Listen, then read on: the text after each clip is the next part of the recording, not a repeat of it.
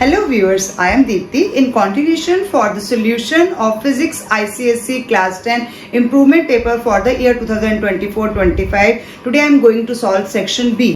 So starting with section B, question number 4. Study the table below and answer the questions that follow. Here water, glycerin, ethyl alcohol and vegetable oil इनके refractive indices are given 1.33, 47, 36 and 45 respectively. In A part, in which medium the speed of light will be minimum? So we know the relation between velocity, means speed and refractive index, they are inversely proportional. तो minimum speed किसमें हो जाएगी जिसका maximum mu होगा? तो glycerin क्योंकि इसमें maximum refractive index 1.47 दिया है, तो in A part glycerin में speed light की minimum हो जाएगी. In B part, how will the ray bend with respect to normal while entering into glycerin from vegetable oil? From vegetable oil into glycerin. तो 1.45 से 47 में जा रही है. It means rarer to denser जा रही है. तो light ray will bend towards the normal. अगर rarer to denser जाती है तो towards the normal हो जाएगा. यहाँ पर बस आपने इतना सा आंसर लिखना है. In C part, for a ray to suffer total internal reflection in ethyl alcohol जिसका refractive index 1.36 है. What should be the pairing medium from the above table? तो किसके अंदर जा सकता है? हमें पता है टोटल इंटरनल रिफ्लेक्शन के लिए light ray should enter from denser to rare medium. तो इट मींस ये डेंसर है. अगर ethyl alcohol का 1.36 डेंसर है तो इससे रेयर में से कौन सा दिखाई दे रहा है? सिर्फ 1.33 वाला रेयर है. तो इट मींस ये डेंसर से रेयर इस मीडियम में जा सकता है. तो यहाँ पर हमारा आंसर हो जाएगा वाटर, क्योंकि 1.33 वाटर का रिफ्लेक्टिव इंडेक्स है. तो in C part light ray should enter in water, denser to rarer. In second part, diagram shows image of straws in glass 1 and glass 2. तो आपको straw दिखाए गए हैं. इधर लेफ्ट में glass 1 है, glass 2 है. Name the phenomena which is responsible for discontinuous appearance of straw in water. जहां से वाटर का लेयर एंटर हो रहा है, मतलब स्ट्रॉ वाटर के अंदर एंटर हो रही है, वहां से वो डिसकॉन्टिन्यूस अपीयरेंस हो रही है. तो आपको पता ही है लाइट रे का आपने स्टिक बेंडिंग और ये सब डायग्राम्स अच्छे से ड्रॉ किए हुए हैं. तो this phenomena is related with refraction of light. In B part, why is the difference AB minus CD greater in glass 1 as compared to the difference in glass 2? तो AB minus CD यानी कि shift है. AB minus CD क्या है? AB एक layer आ रही है और CD जहां वो दिखाई दे रहा है, तो ये क्या आ गया? शिफ्ट आ गया.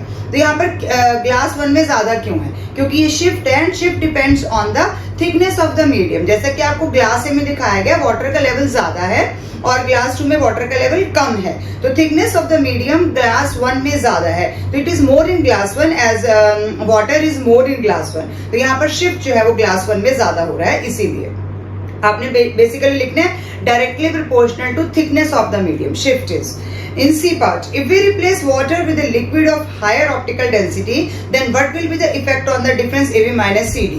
अगर हम कोई और लिक्विड ले लेते हैं वाटर की जगह जिसकी ऑप्टिकल डेंसिटी से ज्यादा हो जाएगी तो डिफरेंस क्या आ जाएगा? फिर से इंक्रीज हो जाएगा. AB माइनस CD और इंक्रीज हो जाएगा, क्योंकि shift increases with the increase in refractive index.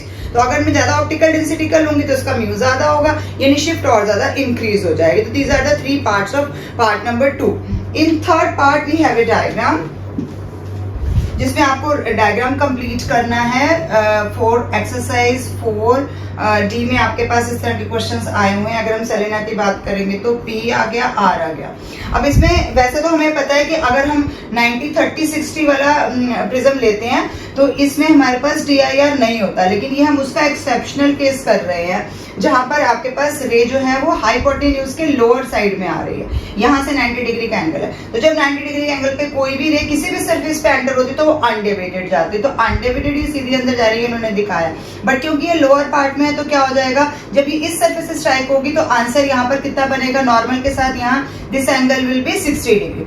60 degree बना रहा है और हमें क्रिटिकल एंगल 42 डिग्री दिया हुआ है, तो 42 से मोर हो जाएगा. तो जब एंगल क्रिटिकल एंगल से ज्यादा हो जाएगा तो इट मींस लाइट रे जो है वो आपकी 60 डिग्री का एंगल TIR बनाते हुए यहाँ पर करेगी, 60 डिग्री एंगल बनाएगी. दूसरी सरफेस पे स्ट्राइक करेगी, दूसरी सरफेस दिस इज PQ. तो PQ पे स्ट्राइक करेगी तो क्या हो जाएगा? डेंसर मीडियम से रेयर मीडियम में जा रही है, थोड़ा सा अवे फ्रॉम नॉर्मल हो जाएगा. बस यहाँ पर आपने इतना दिखाना है. यहाँ अंदर जो है 30 डिग्री एंगल बन रहा है, this angle with normal is more than 30 degree. तो यहाँ पर आपको ये डेविएशन दे देगा. अपने लाइट रे को इस तरह से कंप्लीट करना है. एरो जरूर होने चाहिए लाइट रेस के ऊपर. कंप्लीट द पाथ ऑफ रे AB through the given prism of critical angle 42 degree till it emerges out of the prism. तो हम पहले के लिए रीजन दे देंगे, एंगल 60 इज मोर देन 42, तो यहाँ पर TIR सफर होगा QR सरफेस पे, और जब QR से ये PQ पे स्ट्राइक करेगा तो यहाँ 30 डिग्री का एंगल आएगा। इंटरनल इंसिडेंस एंगल जो है वो 30 डिग्री का आएगा। देन एक्सटर्नल एंगल जो हो जाएगा वो मोर देन 30, यानी क्योंकि वो डेंसर से रेयर मीडियम में जा रहा है। इन B part straight the angle of refraction at the surface PR।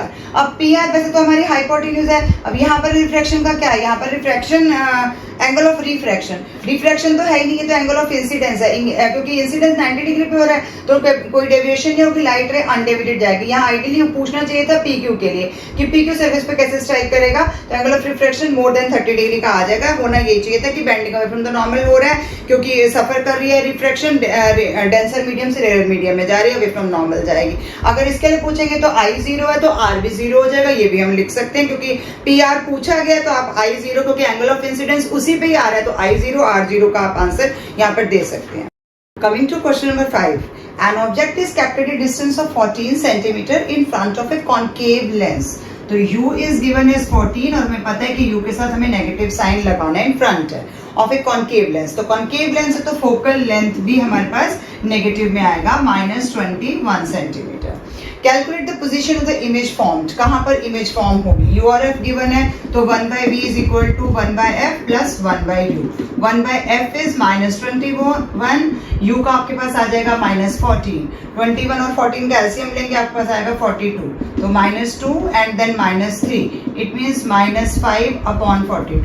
तो V कितना हो गया 42/5, माइनस में -8.4 सेंटीमीटर। तो आप ये देख रहे हो कि फोकल लेंथ के अंदर ही आ रहा है आपके पास, तो ठीक है आपके पास V का मतलब इमेज आपको पता है ना, कॉन्केव लेंस के केस में हमेशा कम डिस्टेंस पे आता है, क्योंकि उन दोनों के बीच में बनना है उसने।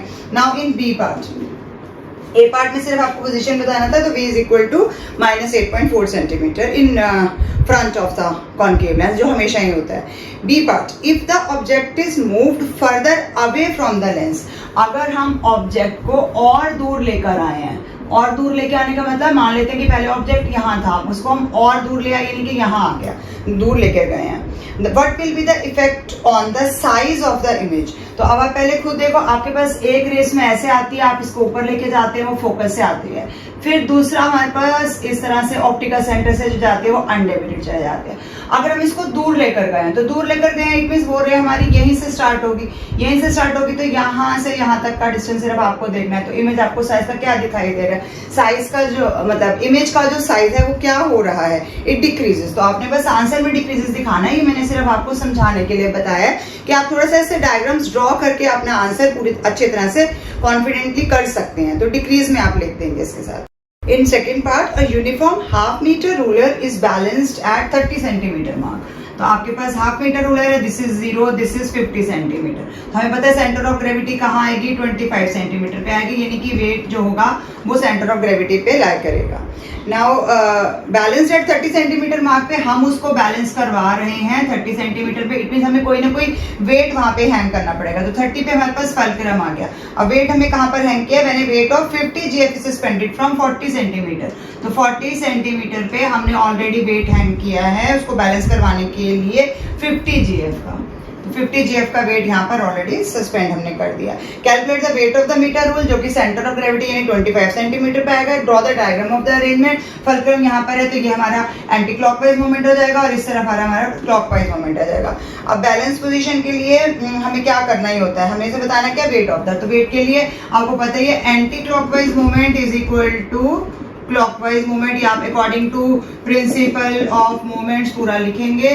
फिर यहाँ पर आपके पास क्लॉकवाइज मूवमेंट आएगा, एंटी क्लॉकवाइज और क्लॉकवाइज इक्वल होना चाहिए। अब एंटी किसका है, W वाली साइड का। यहाँ पर हमारे पास कितना आ रहा है डिस्टेंस, इट इज 30 - 25। फल्क्रम से सारे डिस्टेंसेस लेने हैं और वेट तक का हम 25 यानी सेंटर ऑफ ग्रेविटी का लेंगे। यहाँ पर हमारा F आ गया W के ऊपर। इस तरह से क्लॉकवाइज वाली साइड यहाँ पर डिफरेंस कितना आ जाएगा, डिस्टेंस है 40 - 30 और यहाँ पर आपने वेट कितना किया 50 यानी कि 10 × 50। W का आंसर कितना हो जाएगा, यहाँ पर 5। W इज इक्वल टू 50 और 10 को मल्टीप्लाई करेंगे तो आपके पास आ गया 500. 500 divide by 5 it means 100.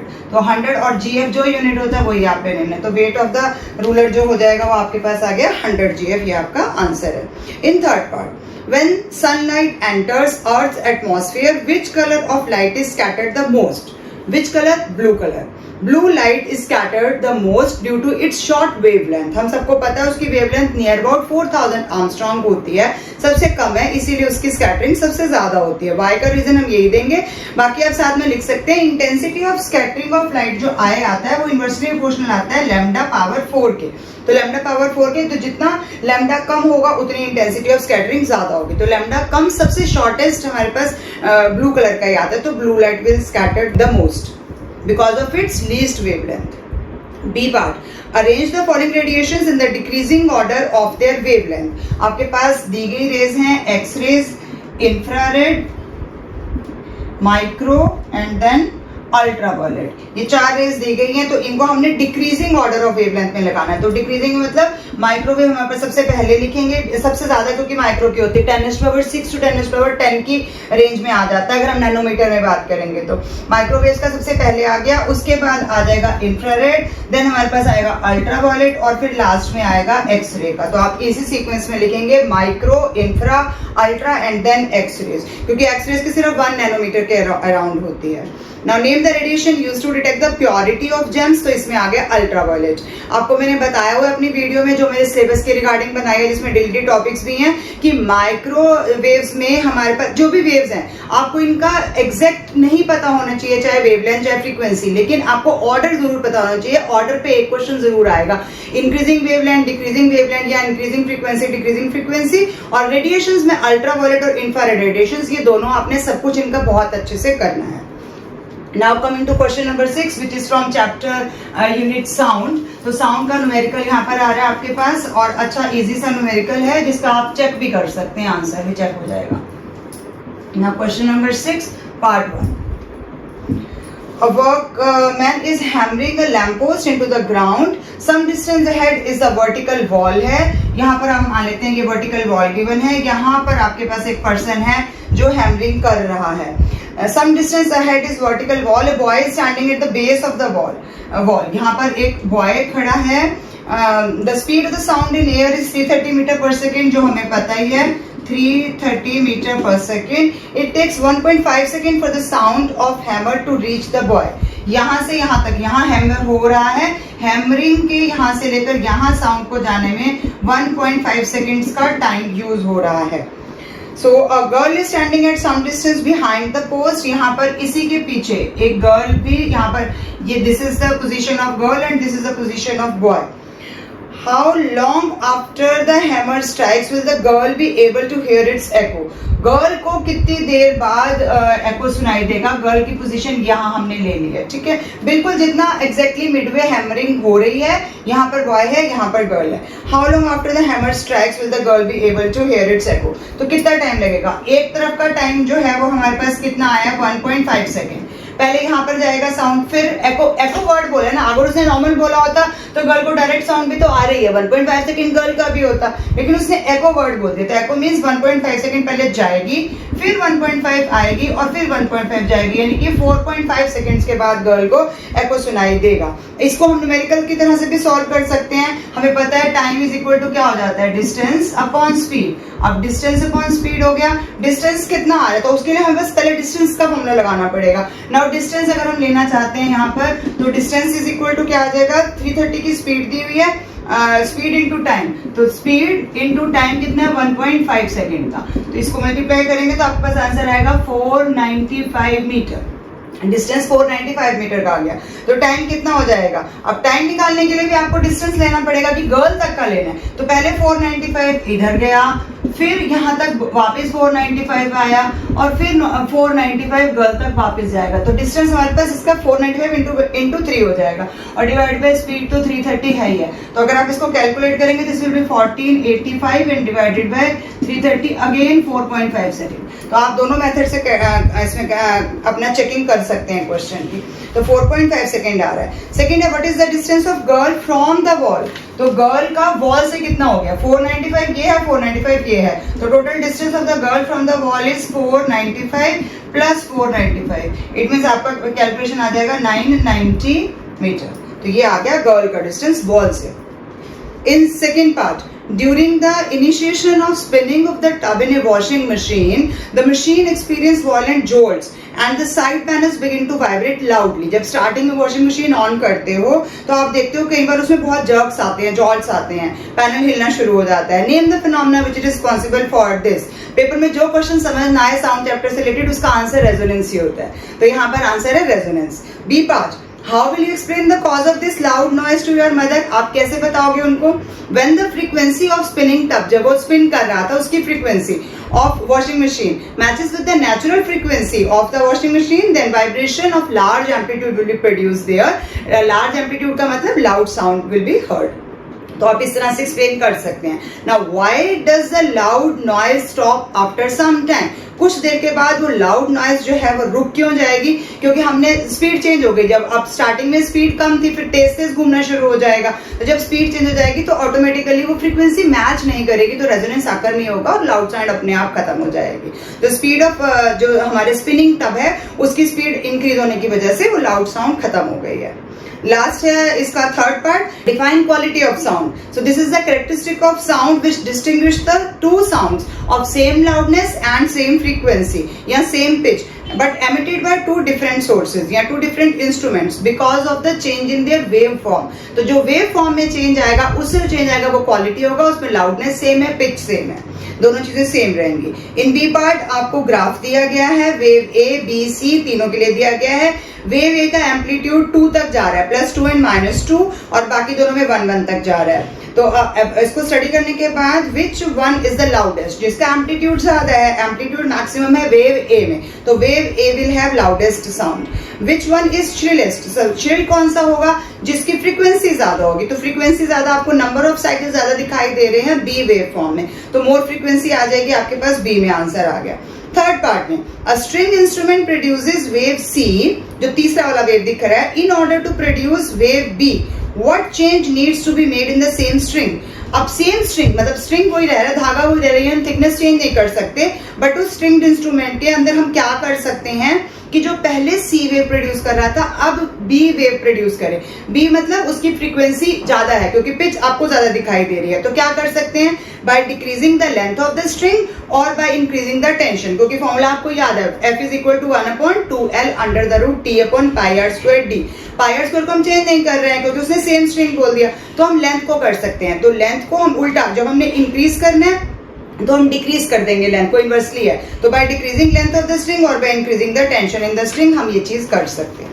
In question number 7 part 1, figure below shows a disc of radius 6 cm. Total radius is 6 cm. That can rotate freely about its center O. It is in equilibrium due to forces F1 and F2 acting on it. Which of the two forces F1 or F2 is greater? दोनों में से कौन सा बड़ा है? तो हमें पता है कि अगर इक्वल है, क्योंकि वो एबल है रोटेट होने के लिए, इट मीन दोनों का मोमेंट सेम आ रहा है। तो मोमेंट सेम आने का मतलब क्या हो गया? पहले वाले फोर्स का मोमेंट कितना हो जाएगा? F1, और इसका परपेंडिकुलर डिस्टेंस आपको कितना दिखाई दे रहा है? यहाँ से ये सेंटर दिखाया गया हमें O, तो परपेंडिकुलर डिस्टेंस इसका कितना है? 2 सेंटीमीटर। उधर से जब हम F2 लेंगे उसका परपेंडिकुलर डिस्टेंस कितना हो जाएगा? इस पॉइंट पे जाके जा रहा है, लेकिन इसका डिस्टेंस सेंटर से यहाँ से, ये डिस्टेंस यहाँ ना देके यहाँ दिया गया डायग्राम में आपको, दिस इज 4 सेंटीमीटर। तो it means F1 and F2 which is greater. तो ग्रेटर देखने के लिए हमें कंपेरिजन करना पड़ेगा, तो हम F2 को नीचे ले जाते हैं, 4 वही रहेगा, 2 नीचे आ जाएगा, यानी कि 2:1। तो क्योंकि F1 और F2 में से 2:1 है, तो it means F1 is greater than F2, ये आपने बताना है। What is the ratio of the magnitudes of F1 and F2? Ratio will be 2:1 B part. In C part, if the point of application of F1 is changed to P, यानी कि यहाँ पर ले आएंगे, तो यहाँ पर ले आएंगे तो ये पूरा रेडियस कंसिडर होगा, OP यहाँ पर दिखाई दे रहा है आपको, along PO, then state the direction of rotation of wheel। तो अगर हम इसको इस पॉइंट पे ले आएंगे तो ये क्या हो जाएगा? कौन सी डायरेक्शन में जाएगा? Anti clockwise. तो आप C पार्ट में लिख सकते हैं एंटी क्लॉकवाइज डायरेक्शन में जाएगा। In second part, 3 balls A, B and C of mass 1 kg, तीनों का ही mass 1 kg is given. Each are released from a certain height in the diagram, मतलब हाइट भी फिक्स है। Their initial potential energy is 50 joule, तीनों की ही potential energy is 50 joule. The velocities with which they touch the ground are given in the diagram। तो पहले होनी कितनी चाहिए अभी कैलकुलेट कर देते हैं। Potential energy is equal to kinetic energy half mv square, v square is equal to 50 into 2 upon mass, mass is 1, so v square is equal to 100, so v is equal to 10 metre per second होनी चाहिए ideally. Which ball is contradicting the law of conservation of energy. तो हमारे पास 1 metre per second आ रहा है, होना चाहिए था 10, तो हम ये मान सकते हैं due to frictional force of air ये एनर्जी वेस्ट हो गई होगी।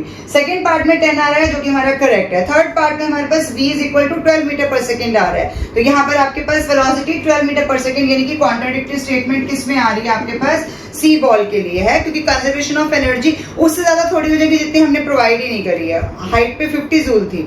बी पार्ट में justify your answer in A due to frictional force of air energy might be wasted, यानी कि जिसको हम डिग्रेडेशन ऑफ एनर्जी कहते हैं, तो हो सकता है 8 मीटर पर सेकंड हो गया। सेकंड केस में potential energy is converting to kinetic energy और आइडियली वो 10 ही होना चाहिए, ठीक है। थर्ड पार्ट में v इज इक्वल टू 12 है जो कि पॉसिबल नहीं है, तो जस्टिफाई हम इस तरह से कर सकते हैं। In third part, draw a label diagram of block and tackle system of pulley with VR equal to 3।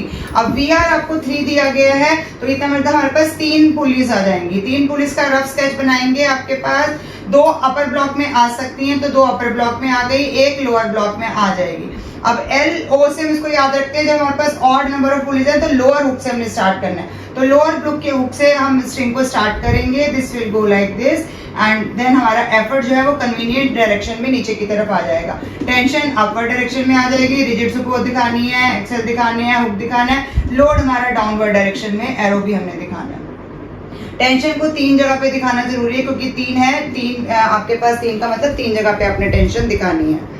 Why is there no unit to mechanical advantage? Because it is the ratio of two similar quantities. That is why mechanical advantage as well as velocity ratio का भी कोई unit नहीं होता। Now coming to question number 8, जिसमें आपके पास resistances दिए गए हैं, जिसमें 2 रेजिस्टेंस 3 ओम और 6 ओम पैरेलल में है। अब 2 रेजिस्टेंस अगर पैरेलल में लगे होंगे तो इट मींस हमारे पास टोटल रेजिस्टेंस सर्किट की कितनी आ रही है। यहाँ पर आपके पास सेल लगा हुआ है, देन एक आपके पास 3 ओम का resistor and then 6 ohm, 3 and then 6, तो 1/6 प्लस 1/3 इट मींस 6 आ गया, 1 प्लस 2 3/6 इट मींस 1/2, तो पैरेलल रेजिस्टेंस की कॉम्बिनेशन कितना आ गया 2 ohm. Now the current drawn in from the cell, current I V is equal to IR, I is equal to V upon R। V question में आपको 6 volt given है, तो 6 अपॉन R it means 3 ampere is the current drawn. The ratio of the current to 3 ohm and 6 ohm resistor, हम जब 3 ओम वाले में निकालेंगे, यानी कि हम उसको I1 मान लेते हैं या 3 वाले से निकाल लेते हैं कि करंट थ्रू 3 ओम रेजिस्टर, तो 3 वाले में जब लेंगे तो हम 6 ओम को ऊपर रखेंगे। 6 divided by total resistance 3 plus 6 it mean 6/9 आ जाएगा, यानी कि 2/3 आपके पास आंसर आ जाएगा। करंट थ्रू 6 ओम वाले ब्रांच में जब जाएगा तो हम 3 को ऊपर रखेंगे और नीचे 6 प्लस 3 ही रहेगा, तो 3/9 मीन्स 1/3 आ जाएगा। रेशियो हमने देना है, तो current through 3 and current through 6 it means 2/3 and 1/3, तो 2/3 into 3/1 it means ratio will be 2/1, तो 2:1 का रेशियो आ जाएगा। In second part, name the following with respect to household circuit, the device that protects the main ring circuit. अब main ring circuit is connected in the distribution box which contains MCB, miniature circuit breaker operating 30 ampere, या फिर आप fuses word भी use कर सकते हैं, तो यहाँ पर MCB होती है प्रॉपर, जिसकी रेटिंग 30 एम्पियर की आती है आपके पास। B part, accidental contact between live and neutral wire, तो क्या बोलते हैं इसको हम, short circuit. In C part, the thickest pin in 3 pin plug, 3 pin plug में सबसे मोटी ऊपर जो पिन होती है थिक वाली, दिस इज अर्थ, तो अर्थ के लिए है। इन third part, in general what is the frequency of the domestic supply voltage in India, frequency कितनी है, supply 220 वोल्ट है लेकिन frequency कितनी है 50 hertz। in B part, an AC dynamo of a cycle is a small device which is located near the wheel of the bicycle.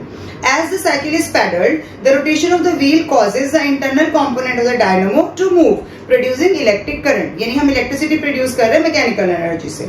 Name the principle on which dynamo work, basically dynamo हम generator को ही बोलते हैं, तो किस पे काम कर रहा है ये, electromagnetic induction। आप चाहें तो इसको एक्सप्लेन भी कर सकते हैं, whenever there is change in magnetic flux linked with the coil, EMF is induced। Second part, what is the energy conversion that occurs in dynamo? Dynamo में हमने क्या दिया बाहर से? मोशन, यानी मैकेनिकल एनर्जी. तो mechanical energy is getting converted to electrical energy. How does the speed of the bicycle affect the output of the dynamo? If we increase the speed of the bicycle, then magnitude of induced EMF will be increased. With this question number 8 is also over. Question number 9, first part, numerical from heat यानी calorimetry. x gram of hot water at 50 degree Celsius. तो इधर हमने hot ले लिया और दूसरी तरफ हम कोल्ड ले लेते हैं. हॉट वाटर का mass is equal to x gram हमें दिया गया है at a temperature of 50 degree Celsius. तो temperature of hot water is 50 degree Celsius. Is mixed with y gram, यानी मास इसके केस में y ग्राम का दिया गया, of cold at 5 degree Celsius. तो temperature of cold water is 5 degree Celsius. If the final temperature of mixture is 20, तो बीच का फाइनल टेम्परेचर 20 डिग्री सेल्सियस आ रहा है. Then calculate the ratio x is to y, neglect the heat taken by the calorimeter. तो according to principle of calorimetry, heat gained by कौन लेगा? By cold water is equal to heat lost by hot water. तो दोनों ले लेंगे. Hot water के case में mc delta T. Hot का m कितना है? x है. c तो दोनों केसेस में c लिखेंगे हम. एंड स्पेसिफिक हीट कैपेसिटी दोनों तरफ वाटर ही है, तो लिक्विड सेम है. हॉट वाटर के लिए कितना टेम्परेचर हो जाएगा? 50 माइनस 20. सो 50 माइनस 20. इधर कोल्ड में जाएंगे, heat gain by cold water, तो m हो गया बाय c सेम रहेगा. और टेम्परेचर यहाँ कितना है? 20 minus 5. 20 minus 5 is equal to 15c. c तो खैर कैंसिल ही हो जाएगा, c को यहीं पे छोड़ देते हैं हम. इधर से y 16y is equal to 30x. हमें रेशियो बताना है यहाँ पे x इज टू y. तो x वाली साइड में यहाँ y को ले जाएंगे. यहाँ पर 15 रहेगा, 15/30 यानी कि 1:2. एक बात तो एग्जामिनर को 1:2 का रेशियो बहुत पसंद है. बार बार हर क्वेश्चन में वही आ रहा है, या तो 2:1 या तो 1:2. तो 1:2 का आंसर आ रहा है यहाँ पे. Second part, define specific latent heat of fusion. तो heat energy released when unit mass of substance at 0 degree Celsius liquid freezes to 0 degree Celsius solid. State the SI unit of specific latent heat of fusion. It is joule per kg. SI unit देना तो per kg में आएगा. C. Why is there no change in temperature during the change of a phase of a substance? Heat energy supplied जितनी भी हमने दी है is utilised only in increasing the potential energy of the molecules. यानी कि kinetic energy तो उसमें change ही नहीं होगी, क्योंकि एवरेज काइनेटिक एनर्जी सेम रहती है. तो पोटेंशियल एनर्जी को, यानी कि पार्टिकल्स के बीच की जो इंटर पार्टिकुलर स्पेस होती है, उसको इंक्रीज करने में यूज हो जाती है. तो without any change in temperature इसीलिए रह जाता है, क्योंकि सारी की सारी हीट एनर्जी जो हमने दी है वो यूटिलाइज हो जाएगी पोटेंशियल एनर्जी के लिए. Third part, to reduce the radiation emitted from a radioactive source, a student suggests to store it in a freezing unit which is maintained at minus 30 degrees Celsius. Is the given suggestion correct? No, it is not a correct suggestion. Give a reason for your answer. Because radioactivity is a nuclear phenomena. Any physical and chemical change does not change the nature of the radiations. In B part, a beta particle is a high energy electron. Which part of an atom emits this electron? कहाँ से निकलता है beta particle? From the nucleus of an atom. In C part, name a nuclear radiation with highest ionizing power. It is alpha. It is 10,000 times than gamma. तो alpha का होता है. With this, I conclude my today's video. Thank you for watching till the end. Keep watching, sharing and subscribe to my channel. Hope जो मैंने answers दिए हैं उससे आप अपने marks आराम से tally कर पाएंगे. Thank you.